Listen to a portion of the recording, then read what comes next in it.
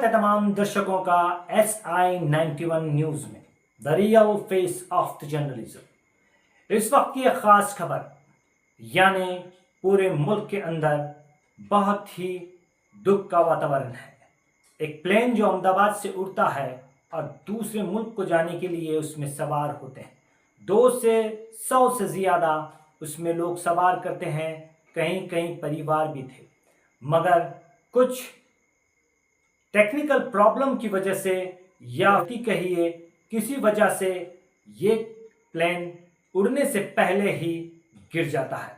और जब गिरता है तो बड़ी ही बुरी तरह से इसके अंदर का फ्यूल ब्लास्ट होता है, जिसकी वजह से तमाम लोग हलाक हो जाते हैं।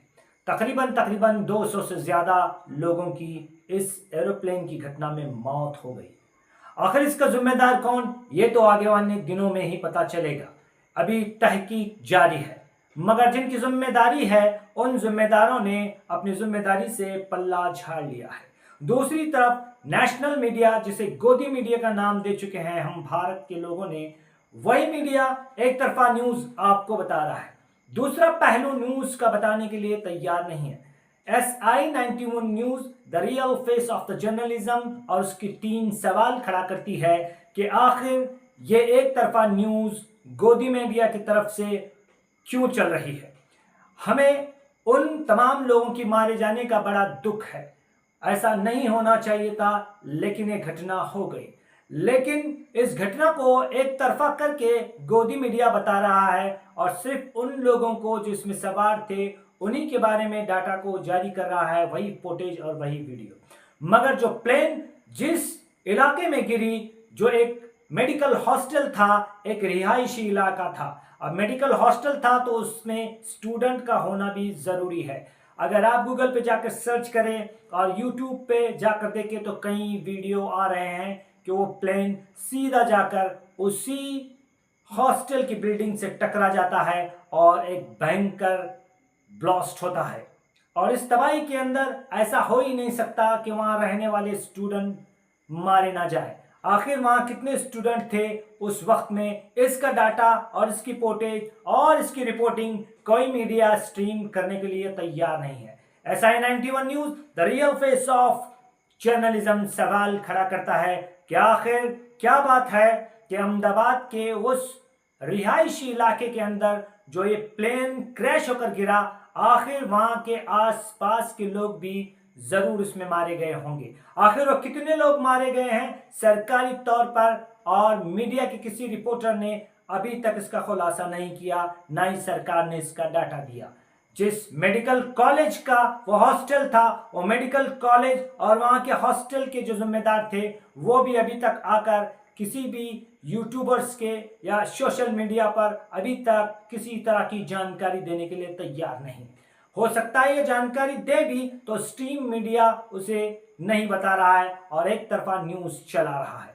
आखिर ऐसा क्यों है, ये बहुत बड़ा सवाल है, क्योंकि ये सवाल उन लोगों को अपनी जद में लेगा जिनकी जिम्मेदारी है। वो अपनी जिम्मेदारियों से फरार होने के लिए इस तरह का सोशल मीडिया में तो बाकायदगी से सवाल उठाए जा रहे हैं, कहीं कहीं रील के तहत और एक इमेज या कार्टून के तहत भी ये बताकर आपके सामने और अवाम के सामने रखा जा रहा है कि उस हॉस्टल पर जब एक प्लेन जाकर क्रैश हुआ तो वहां कितने बच्चे मारे गए जो मेडिकल स्टूडेंट थे।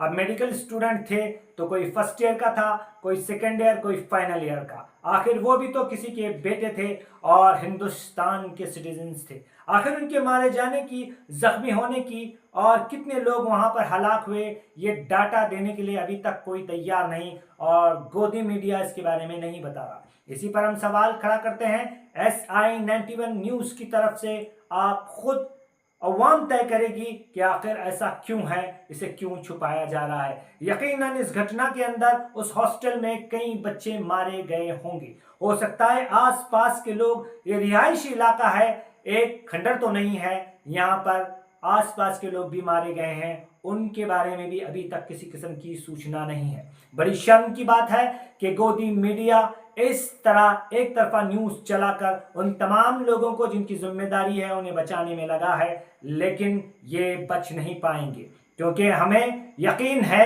कि सोशल मीडिया में जो काम करने वाले तमाम रिपोर्टर्स हैं जो आज़ाद रिपोर्टिंग करते हैं, हमें उनसे उम्मीद है कि फौरन अहमदाबाद के तमाम यूट्यूबर्स और सोशल मीडिया पर जितने भी एक्टिविस्ट हैं, हम उनसे गुजारिश करते हैं कि इस हादसे के दूसरे पहलू को भी उजागर कर दिया जाए। हम बहुत काफ़ी दूर हैं, कर्नाटक में बैठे हुए हैं, इसलिए अहमदाबाद के रिपोर्टरों से और सोशल मीडिया पर तमाम यूट्यूबर्स से और आज़ाद पत्रिका जो रिपोर्टर्स हैं जो आज़ादी के साथ रिपोर्टिंग करते हैं देश हित में, समाज हित में, उनसे SI91 news the real face of the journalism, मैं आबिद हुसैन इनामदार कर्नाटका से शहर बीजापुर सिटी से गुजारिश करता हूं कि दूसरे पहलू का भी वीडियो वायरल होना चाहिए।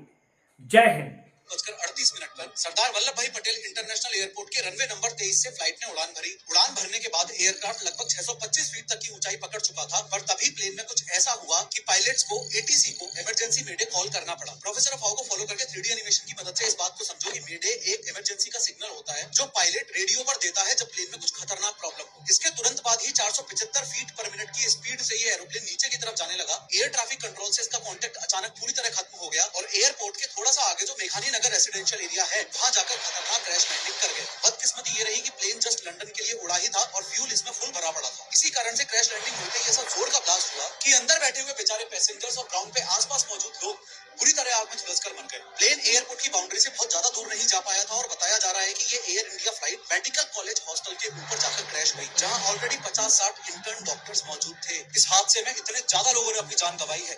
इन अथॉरिटीज के हमें दुख है वाले मैसेजेस के बहकावे में मत आना, प्रेशर बना के रखो, इन्हें जवाब देना पड़ेगा कि किसकी गलती।